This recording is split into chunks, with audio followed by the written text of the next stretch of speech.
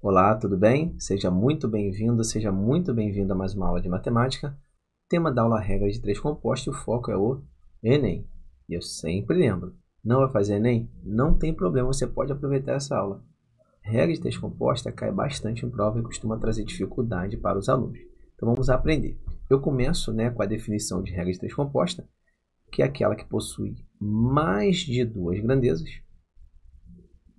Tá bom? Nas aulas anteriores sobre regra de 3 simples, eu fiz a parte teórica e eu defini grandeza. E eu vou te lembrar, é importante que você tenha assistido as aulas anteriores. Grandeza? Não tá.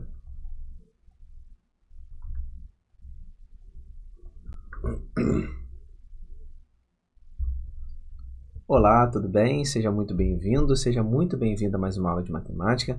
Tema regra de 3 compostos e o foco é o Enem. Mas, Júlio, não vou fazer Enem. Posso aproveitar essa aula? Claro que você pode, até porque regra de 3 composta traz muita dificuldade para os alunos, então vamos aprender esse assunto, tá bom? Começo com a definição bem direta e objetiva. Regra de 3 composta é aquela que possui mais de duas grandezas. Para fins de prova, normalmente 3, às vezes 4. Eu nunca vi prova com questão de regra de 3 composta com mais de 4 grandezas, tá bom? Então vamos lá. A partir do exemplo, vamos entender o raciocínio de regra de 3 composta. Olha o exemplo.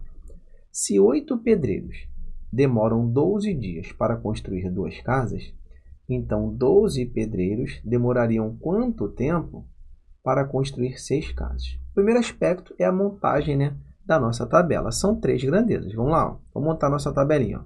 Nós temos a quantidade de pedreiros, vou colocar aqui PED para indicar os pedreiros, D para indicar a quantidade de dias e C para indicar a quantidade de casas. Inicialmente, 8 pedreiros, 12 dias, 2 casas. Agora são 12 pedreiros, 6 casas e eu quero saber a quantidade de dias. Legal. Existem algumas técnicas para resolver questões de regra de 3 composta. Eu vou trazer para você aquela que eu considero mais simples, aquela que eu considero uma resolução de segurança.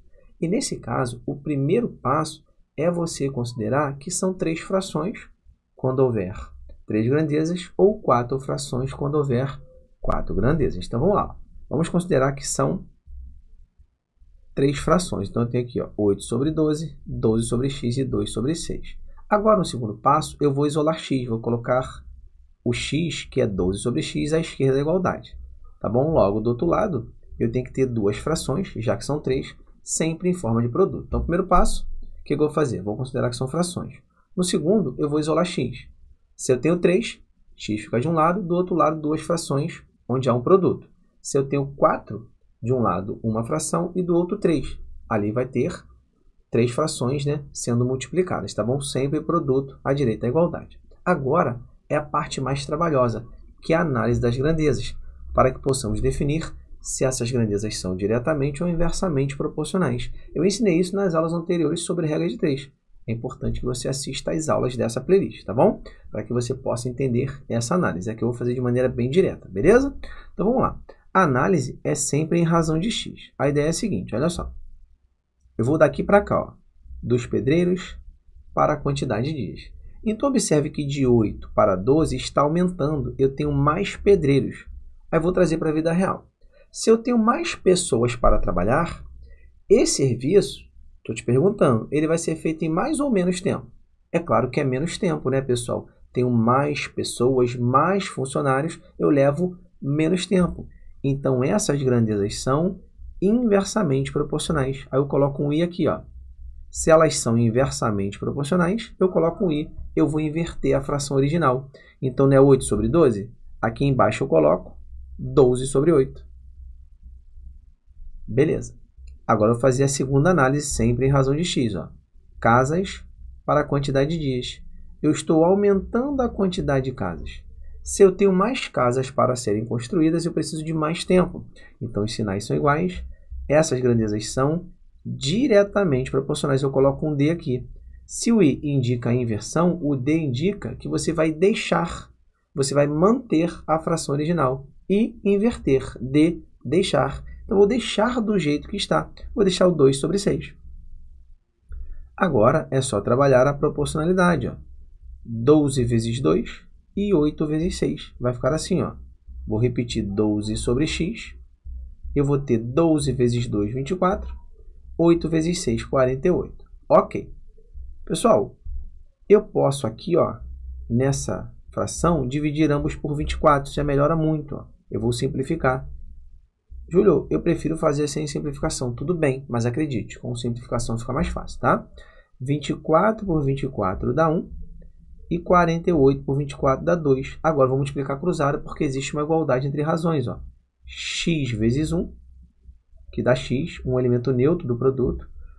Todo meu vezes 1 dá ele mesmo. E eu tenho aqui 12 vezes 2. E 12 vezes 2 é 24, que é o gabarito do nosso exemplo. Beleza? Show! Agora, olha só. Eu vou resolver novamente essa questão, só que antes de trabalhar, né, a proporcionalidade, eu vou trabalhar a simplificação. Então, novamente, ó, é o mesmo exemplo, tá? Pedreiros, quantidade de dias e quantidade de casas. 8 pedreiros, 12 dias, 2 casas. 12 pedreiros, x dias e 6 casas.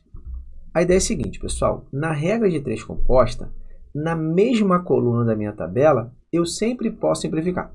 Não importa se as grandezas serão diretamente ou inversamente proporcionais à grandeza que contém a variável que contém x. Não importa, eu sempre posso simplificar. E acredite, isso ajuda bastante. Preste atenção, olha só. Aqui eu vou dividir por 4, tanto 8 quanto 12. 8 por 4 dá 2, 12 por 4 dá 3. E aqui eu vou dividir ambos por 2. 2 por 2 dá 1 e 6 por 2 dá 3. Agora eu sigo todo o processo anterior. Ó. Vou isolar 12 sobre x, são 3 frações. Do outro lado eu vou ter 2. Eu estou reparando que a quantidade de pedreiros aumenta. Eu posso usar os valores originais ou os valores já simplificados. E já sabemos que com mais pedreiros temos menos tempo. Vou inverter a fração original. Em vez de 2/3, 3 sobre 2. Eu estou aumentando a quantidade de casas. Vou precisar de mais tempo. Em vez de 2 sobre 6, eu vou usar o quê? 1 sobre 3, já que essas frações são o quê? Essas razões, né? Elas são diretamente proporcionais, então eu vou manter 1/3. E olha que legal, pessoal. Olha como ficou mais simples. Eu posso cortar esse 3 com esse 3, aí eu passo a ter 12 sobre x é igual a 1 sobre 2. Ó. O 1 está em cima, o 2 está embaixo. Multiplicou cruzado, x vezes 1 é x, 12 vezes 2, 24, claro, é o mesmo resultado. Beleza, pessoal? Vou encerrando a nossa aula por aqui, espero que vocês tenham gostado. Na próxima aula, vou resolver uma questão do Enem, em que existe o raciocínio de regra de 3 composta, questão bastante importante, você não pode perder. Valeu? Então é isso. Até a próxima aula. Um abraço. Tchau.